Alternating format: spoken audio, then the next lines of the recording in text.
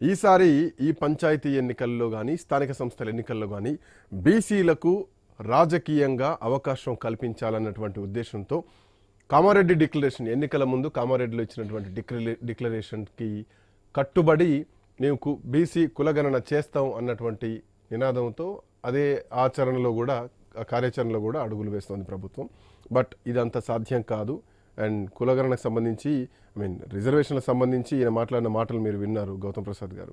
ఎవరు ఊరుకోరు, ఎవరు శాతం తగ్గిస్తే అన్నది. బట్ శాతం తగ్గింది కాబట్టి ఈరోజు మేమెంతో మాకంతా అన్నటువంటి వాటం గతం నుంచి వినిపిస్తున్నటువంటి మాట కొన్ని ఏళ్ల నుంచి. ఏం చెప్తారు? కాంగ్రెస్ పార్టీ అంటేనే అసాధ్యాలను కూడా సుసాధ్యం చేస్తుంది. ఎవరైతే అది కాదు అన్నారో అది చేసి చూపిస్తుంది కాంగ్రెస్ పార్టీ పుట్టిన కాంచి కావచ్చు, ఆనాడు స్వతంత్ర పోరాటంలో ముందు వరుసలో నిలబడ్డది.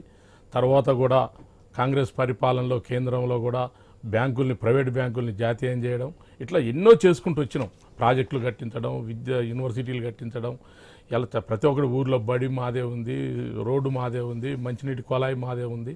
ఇట్లా ఎంతమంది ప్రతిపక్షాలు ఎన్ని అడ్డు వేసినా కానీ తప్పకుండా కాంగ్రెస్ పార్టీ ప్రజలకు ఏదైతే అవసరం ఉంటుందో అది తప్పకుండా చేసి తీరుతుంది. మాట చెప్పిందంటే వెనక్కు తగ్గదు. గతంలో చూడండి, ఎన్టీ రామారావు గారు 42% రిజర్వేషన్ పెట్టారు. వారు పెట్టిన తర్వాత మళ్ళీ రాజశేఖర రెడ్డి టైంలో దాన్ని కొనసాగిస్తూ వచ్చారు. బీఆర్ఎస్ అధికారంలోకి వచ్చినాక 10 ఏళ్ల పాలనలో అసలు బీసీలు అంటేనే గౌరవం లేనటువంటిది. అది దాన్ని 18% కుదించింది. 23 అనుకుంటే 23 కాదు, 18%. వాళ్ళు తర్వాత 22% దాకా ఇచ్చినాం అది ఇదని చెప్పుకున్నారు. కానీ లేదు, 18% కుదించి బీసీల నోట్ల మన్నుగొట్టి పరిపాలనలో మన అవకాశాలు రాకోకుండా దెబ్బకొట్టింది. ఒకటి ఇవాళ ఆ రోజు ఉన్నటువంటి కాంగ్రెస్ పార్టీ మేనిఫెస్టోలు ఇచ్చిన దాని ప్రకారం కామారెడ్డి డిక్లరేషన్లో కులగణన చేసి, ఏదో గుడ్డిగా ఇస్తామని కాదు, కులగణన చేసి జనాభా ఏందో తేల్చి 42% రిజర్వేషన్ ఇచ్చి పరిపాలనలో మెజార్టీ ప్రజలకు భాగస్వామ్యం కల్పిస్తామని ఆ రోజు హామీ. దాన్ని ఈరోజు మనం చూస్తూనే ఉన్నాం. కులగణన సక్సెస్ఫుల్గా కంప్లీట్ అయిపోయింది. జనవరిలో ఎన్నికలు కూడా కాబోతా ఉన్నాయి. ఇవన్నీ జరుగుతూనే ఉన్నాయి. ఒక్కటి ఏంటంటే, ఎవరైతే చిత్తశుద్ధి లేక 10 ఏళ్ళు అన్యాయం చేశారో వాళ్ళే కాంగ్రెస్ చిత్తశుద్ధిని ప్రశ్నించడం అయితే ఇది చాలా విచారకరమైనటువంటి పరిస్థితి. ఎందుకు అంటే బీఆర్ఎస్ పాలనలో బీసీలు నష్టపోయినరు, దళితుల యొక్క సప్లాను అటకెక్కిపోయింది, గిరిజనులపై దాడులు జరిగినటువంటి పరిస్థితులు ఉన్నాయి.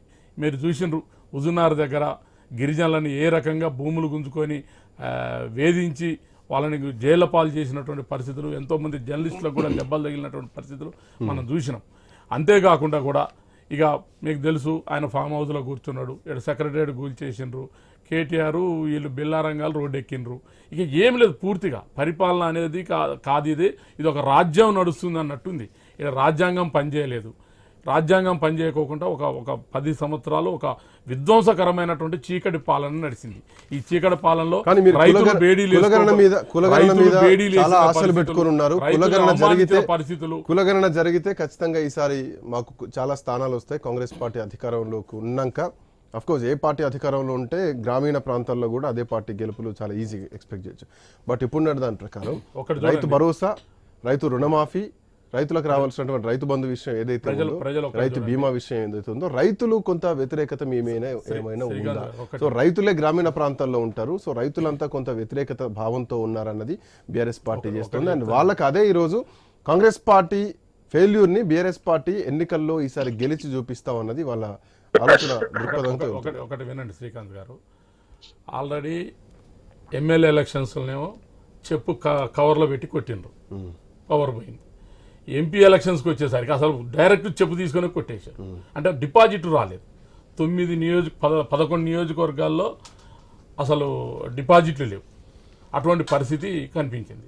కాబట్టి ఎమ్మెల్యే ఎలక్షన్ చూసినాం, ఎంపీ ఎలక్షన్ చూసినాం, ఇంకోసారి చెప్పు దెబ్బ తినేటటువంటి పరిస్థితి బీఆర్ఎస్కి ఉంది. ఎందుకంటే బీఆర్ఎస్ చేసిన పాలన ప్రజలంతా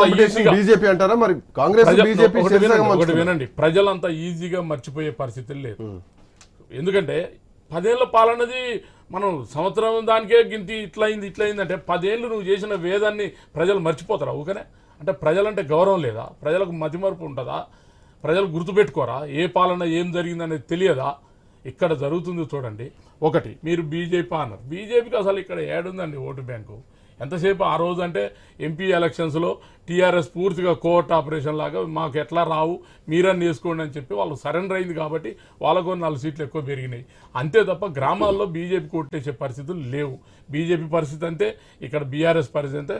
చూడండి, ఇవాళ అనుకున్న ప్రకారం నేను ఒకటే క్వశ్చన్ చేస్తున్నా. సరే, మా రేవంత్ రెడ్డి గారు ఆయన మాజీ సీఎంని మరి అసెంబ్లీకి వచ్చి మాట్లాడమన్నారు. నేను కూడా మా సోదరుడికి చెప్తా ఉన్నా, నీవు 10 ఏళ్ల పాలనలో నువ్వు రుణమాఫీ చేసిన డేట్లు చెప్పంటున్నా. నేను డేట్లు చెప్పు.